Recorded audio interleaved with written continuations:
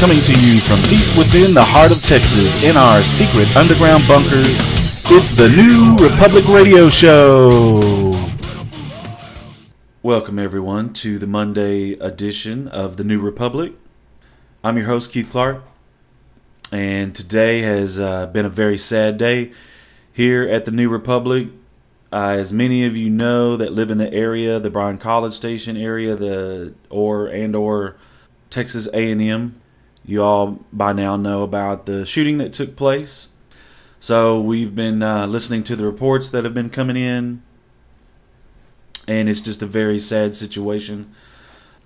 It's a very trying issue in this community. For there's been several deaths that have happened. Some that we know about, some others that have not been identified. 3 people are dead from the shooting that took place around 12:30 today. Constable Brain Bachmann was an officer there that was killed, as well as a 65-year-old male who is yet unidentified, and a 55-year-old woman who was shot and injured during this whole situation. We don't have any names on those two, but again, we do know that there was 3 deaths, one being Constable Bachmann, the other the 65-year-old man, and the suspect who was killed during the firefight that took place, or rather was taken into custody and then died later afterwards. It's a situation that is very sad. It's something that makes you think, and it's something that already you're seeing the community pull together. There's lots of prayer vigils that have been organized by local churches. The law enforcement communities coming together over this death of Constable Brain Bachmann. A lot of outpouring and concern. And this is just a terrible situation. I had several things that I was going to be talking about on the show today. However, with everything that's come up and the situations that have transpired, I just feel that I just want to set politics aside today. I want to set positions aside, and this is just a time for, I think, the community to focus on themselves and each other, and I just wanted to devote today's show to that. As I know several members in the law enforcement community, it is something that definitely hits home for me. We don't as yet know the other name of the other victim, so as a community as a whole, we don't all know exactly how we're impacted in this situation. So it's just something that I wanted to talk about and address.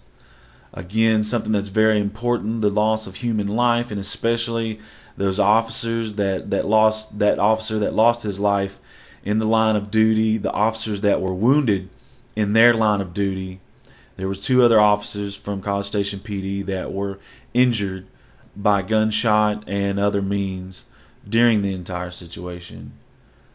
And we just, I just think I want to talk about it a little bit.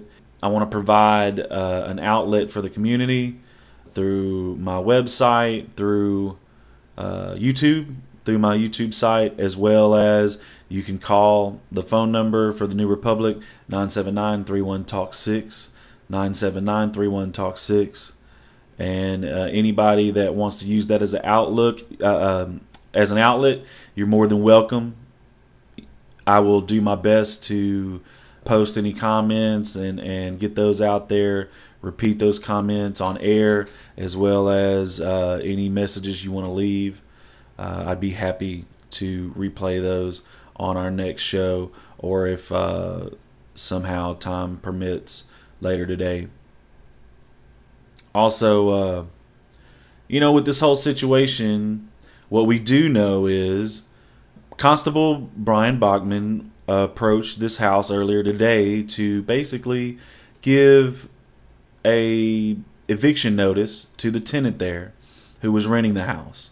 Now, for whatever reason, this man decided that he was going to open fire on this constable, and that's basically what he did. Once the shooting began, people called 911. The local College Station Police Department was notified. They had two officers there close in the proximity. They were on the scene immediately, as well as getting everybody else into play from the College Station PD. Those two officers arrived there, and the firefight basically continued, or rather started and continued with them.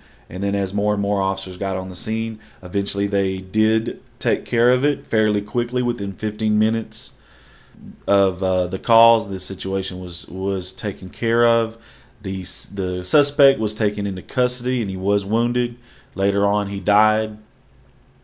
We don't know if he said anything. Maybe those reports will come out. But the motivations are not clear. You know, what made this man do this? Did he feel slighted that he was being kicked out of his home? I mean, who knows? There's a lot of things that could have been happening. I mean, it's a tough economy. He could have lost his job. Or it could just be that this is the type of person that just doesn't care, and he was just, pushing his luck with living there and not paying the rent. Who knows? But we don't know much. Well, actually, we don't know really anything about the suspect. There could be mental issues. There could just be personal issues. Who knows? But why this man decided to turn his gun on a constable, I don't really know. I don't understand that. Why? I mean, the constable was just delivering. He was doing his duty. He was delivering an eviction notice. That's what he's paid to do. Unfortunately, this man decided to take matters into his hands in a very serious and a very horrible way. But, these motivations hopefully will come out and become clear later.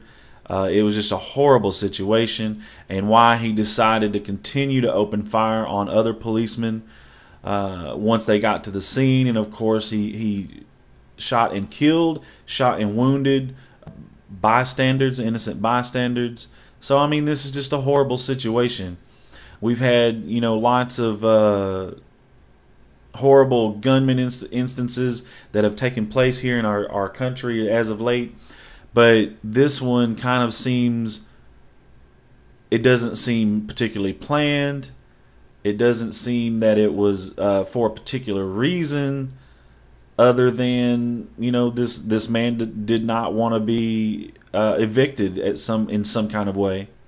I have so much respect for the officers that, especially like this constable, the College Station PD, and even I know that some of the other law enforcement agencies, I believe they had some type of SWAT team coming out there, heading out there. I mean, all these guys, they put their lives on the line in situations like this and many others, and they do it for the community. They do it for their loved ones, their families. And unfortunately, sometimes these situations can happen where they pay the ultimate price for that. And, I just want to say how much respect I have for those guys. Being in the line of duty in these type of situations every day, it's a stressful. And sometimes it's a thankless job in some instances. And these fellas, men and women, have come together, and they have basically given the best they can forward. And I just want to salute them. And I know our community here in the Brazos Valley will continue to do that. The outreach reach is already starting to happen. The community from A&M, the student body, fortunately, we have a thing called Code Maroon here for the students and faculty of Texas A&M, and they were all informed as soon as the situation started unfolding, and they were let known that they need to stay away from these certain streets in this certain area. And I think that that's a great thing, because hopefully, I bet in the big picture that probably did save some lives, or at least put less people in danger. And that's just such a great thing. Our community as a whole, for many of you that don't know anything about Bryan College Station, we have a very tight-knit community. And this just goes to show you how well that all works together. Earlier, I mentioned the fact that there's going to be two services. Basically, there's Christ United Methodist Church on Highway 6 in College Station, and A&M United Methodist Church on University Drive in the Northgate area. They will both hold vigils at 7 p.m. tonight. So I want to invite you guys all out to that. You know, that's not just for the student body, it's for everybody, the entire community. You know, hopefully we'll have even more outpouring from the community, more support for these officers, more support for Constable Brain Bachmann and his family, and also the unidentified persons who were affected by this, one who was killed and one who was shot. You know, I know that our community will definitely be pouring out its support, its love, its concern, and I just want to encourage myself, everybody here, to do what you can. Go out, be supportive. You know, talk about this. Be there for those who are directly involved and who are going through a tough time now. Do what you can, and you know, for all those that aren't directly involved, for the community as a whole, I want to basically just reach out and tell you guys, you know, remember that these type of things can happen. With it so close, I think it will definitely drive this home. But you never know. Tomorrow is not promised to you. So I just recommend you all, you know, whenever you leave someone, whenever you someone's leaving for the day or you're leaving for the day, to go out to your job or to your school or whatever it is, or even if you're just going out to have coffee with a friend, you know, remember to tell your loved ones how you feel. Tell them that you'll miss them. Tell them that you love them. Give them a hug. That's just something that I have learned in my life that is very important, because you never know when those loved ones will be ripped from you and that you'll never be able to say anything again to them. So I just hope that this encourages you and helps you to think about things like that, because we all are important. We're all important to one another. We're all a part of this community. We're all a part of this world. And as I usually leave you on my shows, I ask you all to go out and do a good deed, to do what you can to help somebody out. And this is the perfect opportunity. You know, if you can go out, prepare a meal for somebody, help them, just take a little bit of their burden away, especially in times like this. This is what the human condition is all about. To help each other, to be there for one another. And again, I'm setting politics aside. This is not going to be a long show. In fact, it's pretty much over.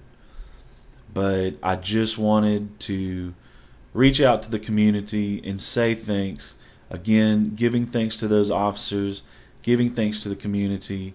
And I just want to keep us all united and keep the love flowing and the thoughts and the prayers, and just do anything and everything that you can for your fellow citizens, your fellow community, and your fellow loved ones.